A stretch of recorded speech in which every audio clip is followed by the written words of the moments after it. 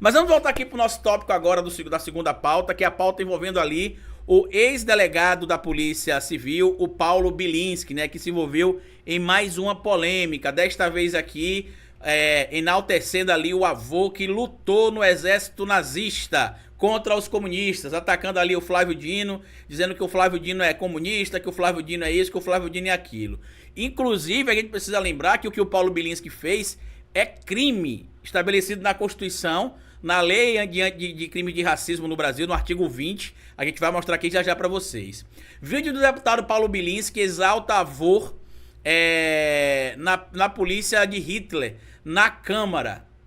Na Câmara, e gerou indignação geral. Instituto Brasil-Israel repudia discurso do deputado bolsonarista. Então a gente não pode ouvir esse tipo de discurso aí que o Paulo Bilinski fez, que eu vou mostrar já já pra vocês, e ficar calado, porque isso não é normal.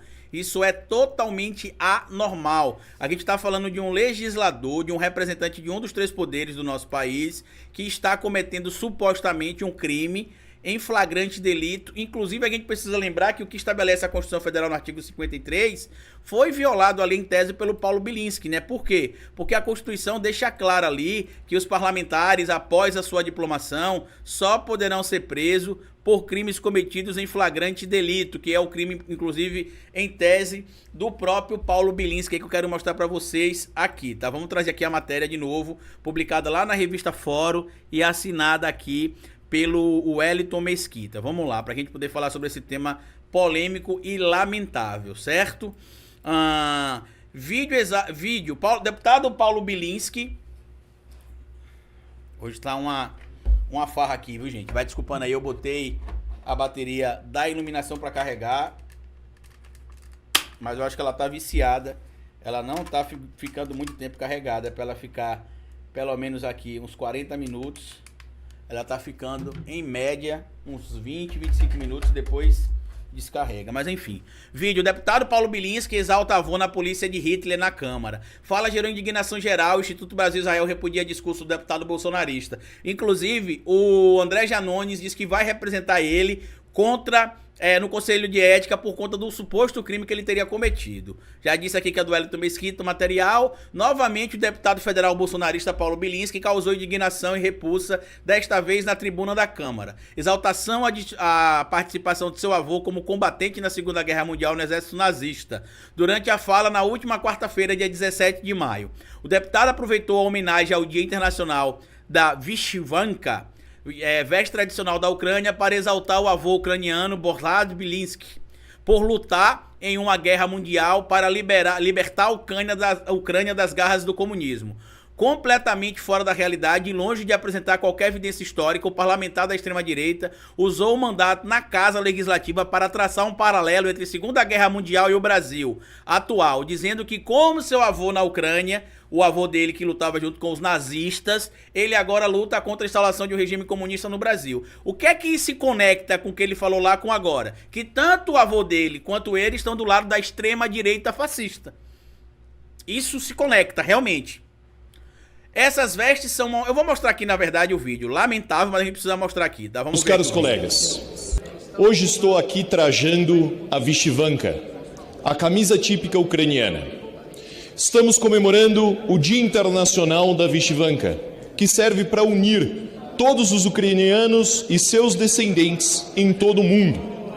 E nessa oportunidade, declaro que é uma grande honra estar aqui hoje com as vestes dos meus antepassados. Estas vestes são uma homenagem às minhas origens, ao meu avô, Bohdan Bilinski, que chegou no Brasil em 30 de setembro de 1948, após lutar bravamente pela liberdade de seu país, invadido por russos comunistas. É na Ucrânia dos anos 30 que começa a luta da minha família contra o comunismo. Meu bisavô, Jerônimo, ele só esqueceu de dizer do lado de quem, né? Essa suposta luta contra o comunismo. foi preso e...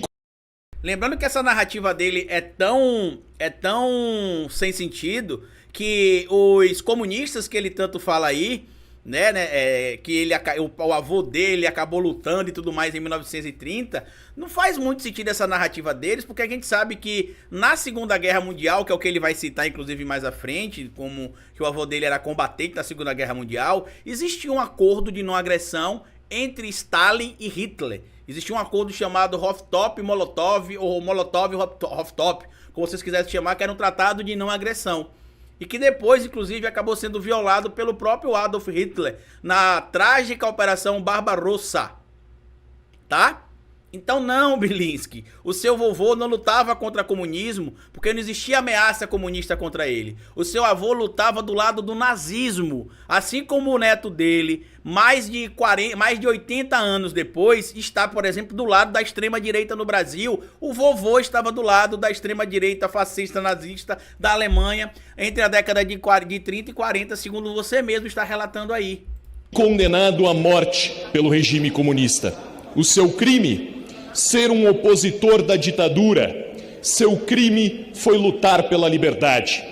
Meu avô, Bogdan, aos 20 anos de idade, lutou uma guerra mundial para libertar a Ucrânia das garras do comunista.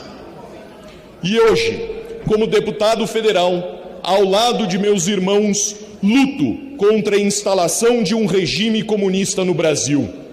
A história, senhoras e senhores, é implacável. Hoje, no Brasil, um ministro comunista desarma a população. O presidente descondenado declara apoio ao ditador Vladimir Putin.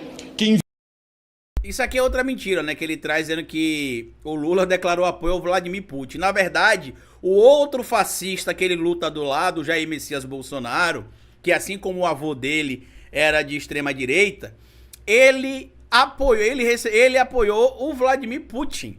O que o Lula fez foi manter uma situação de neutralidade e tentar o apaziguamento em busca da paz. Só que esse escroto aí, que inclusive tem aquela polêmica toda que ele matou a namorada supostamente em legítima defesa, esse escroto aí não aprendeu nada com a segunda oportunidade de vida que ele teve. Ao contrário, virou um saco de bosta, um saco de merda, um saco de lixo, que basicamente tá fazendo propaganda ao exército nazista dentro do Congresso Nacional, com transmissão pela TV Câmara ao vivo. E nenhum parlamentar, com exceção do Janones, teve a coragem de deixar claro, pelo menos até o momento que eu tô falando pra vocês aqui. Talvez outros já tenham se manifestado, mas na hora que ele fez isso aí, nenhum deu voz de prisão a ele. Por quê? Porque o que ele fez é crime. O que ele fez aí é crime. E eu vou mostrar pra vocês já que o que ele fez é crime. E vou mostrar também o apoio do mito dele, o fascista de extrema direita, assim como ele, o avô dele, que declarou apoio sim à Rússia. E foi visitar a Rússia poucos dias antes de a Rússia invadir a Ucrânia, mesmo sendo aconselhado a não ir. 2 de fevereiro de 2022, invadiu a Ucrânia, causando uma guerra com milhares de vítimas. A história é implacável. Nesse dia de união global, peço a todos que assistem esse vídeo que não temam lutar pela liberdade, que não temam ditadores e que contem conosco, pois está no nosso sangue destruir o comunismo. Slava Ukraini! Heroyam Slava! Só faltou o Heil Hitler no final, né, pra ficar talvez mais adequado ao discurso que ele acabou adotando. Olha o que diz aqui claramente no artigo 20 da Lei de Crimes de Racismo, né, a Lei 7.716 de 5 de janeiro de 89. No artigo 20 está bem claro aqui o seguinte, ó: praticar, induzir ou incitar discriminação ou preconceito de raça, cor, etnia, religião ou procedência nacional. E aí no parágrafo 1º diz o seguinte, ó: fabricar, comercializar, distribuir ou veicular símbolos, emblemas, ornamentos distintos ou propaganda que utilizem a cruz suástica ou gamada para fins de divulgação do nazismo. Pena de reclusão de 2 a 5 anos e multa. Ou seja, quando ele faz a alusão ao avô dele ao exército nazista, ele tá fazendo propaganda do nazismo. E aqui a gente precisa buscar o que diz aqui, ó, a Constituição Federal, só para que vocês entendam aqui, ó, porque eles utilizam muito o que diz a Constituição Federal para poder alegar que os crimes que eles estão cometendo não são crimes, porque o artigo 53 da Constituição Federal, em tese, daria para eles ali uma tal salvaguarda. E aí eu queria lembrar para vocês, como diz aqui na própria Constituição Federal, no seu artigo 53, que é o que eles vomitam com frequência para justificar crimes que eles cometem, alegando que os crimes foram cometidos com respaldo legal, quando não existe respaldo legal para cometimento de crime, eles utilizam isso que está aqui na Constituição, ó. Os deputados e senadores são invioláveis, civil e penalmente, por quaisquer de suas opiniões, palavras e votos. Só que o legislador, já sabendo que existiriam Paulos Bilinskis da vida, deputados chupetinhas de genocida da vida, colocou isso aqui no parágrafo 2º, ó. Desde a expedição do diploma, os membros do Congresso Nacional não poderão ser presos, salvo em flagrante de crime inafiançável. Nesse caso, os autos serão remetidos dentro de 24 horas à casa respectiva para que, pelo voto da maioria de seus membros, resolva sobre a prisão. Ou seja, o que deveria ter acontecido com o Paulo Bilinski ali, Carlito? Ele deveria ter tido voz de prisão decretada contra ele por qualquer um dos seus pares. Isso aconteceu? Não. Lamentavelmente não aconteceu. Boa tarde, João. Bem-vindo. Sebastião, bem-vindo. Não aconteceu. O Janones que disse que vai representar contra ele. Muito obrigado, Wallace, pelo superchat. Obrigado também ao Gustavo. Fala, Carlito. Beleza? Bom voltar a te ver fazendo live. Estava com saudades. Esse pardonazista latino-americano tem crescido... Esse pardonazismo latino-americano tem crescido assustadoramente, hein? Eu só queria que eles fossem participar de um evento de nazistas, né? De neonazistas, para ver como é que eles seriam carinhosamente abraçados. O André Giannone já divulgou a informação de que ele vai representou o Paulo Bilinski. Só que a gente precisa agora também exigir que o Arthur Lira seja menos frouxo. É isso que a gente precisa exigir, tá? É isso que a gente precisa exigir. Porque olha quem foi aqui na Rússia, tá? E antes de tudo, vamos lembrar para o deputado... Primeiro que é um tamboretezinho de brega, né? Como a gente fala aqui no Nordeste, né? Que ele é pequenininho, o Paulo Bilinski. Vamos avisar aí pro deputado Catatal, né, que a Rússia não é governada por um líder de esquerda, tá? O partido do Vladimir Putin é um partido de direita, inclusive ligado à extrema direita lá na Rússia. Por isso que o Bolsonaro tinha tanta simpatia e empatia pelo Putin, ao passo de uma semana antes de o Putin invadir a Ucrânia, ele mandou isso aí, ó, tá? Somos solidários à Rússia, diz Bolsonaro em encontro com Putin. Alguns dias depois, o que acabou acontecendo, Carlito? A Rússia é responsável por invadir a Ucrânia. Uma semana após o encontro polêmico de Bolsonaro com Putin, Brasil não condena a invasão russa à Ucrânia. E olha o que é que acontece aqui, ó. A visita provocou críticas. O governo americano se manifestou publicamente. O porta-voz da Casa Branca, Jean Psaki, disse que o Brasil parece estar do outro lado de onde está a maioria da comunidade global. Nesta quinta-feira, depois de fortes reações de líderes mundiais à postura da Rússia, a primeira autoridade brasileira a se manifestar foi o vice-presidente Hamilton Mourão. Na chegada ao Palácio do Planalto, por volta das 10 horas, ele condenou a invasão e comparou a atual situação mundial a um período pré-guerra mundial. Ou seja, quem se manifestou foi o Hamilton Mourão, Bolsonaro não, tá? A postura do Brasil provocou reação dos representantes de outros países em Brasília. O encarregado de negócios da Embaixada da Ucrânia no Brasil, Anatoly Tkar, deixou claro o desconforto provocado pela visita de Jair Bolsonaro à Rússia e cobrou uma condenação oficial à agressão russa. Nós expressamos uma esperança que o presidente possa equilibrar essa visita com a visita para a Ucrânia. Essa visita para a Ucrânia poderia equilibrar a visita para Moscou. E aí eu pergunto a vocês, esta visita por Bolsonaro aconteceu? Não. Né? Falando aí em bom alemão, né? Não aconteceu. Já que o Bilinski apoia tanto a Alemanha, né? Não aconteceu. Tá? A Alemanha nazista, para que fique bem claro, né? Não que eu tô me referindo à Alemanha de agora. Então, assim, é lamentável a gente ver um parlamentar disseminando sabidamente desinformação sem nenhum tipo de punição por parte do senhor Arthur Lira, que deveria deixar de agir como um banana e agir como a lei determina. Ele não vai estar fazendo favor responsabilizando, por exemplo, o tamborete de cabaré, o chupetinha de genocida, não. Ele está fazendo cumprir o que estabelece o próprio Código de Ética da Casa e o regimento interno, que diz que legisladores que cometem condutas delituosas podem ser responsabilizados, inclusive com a perda do mandato.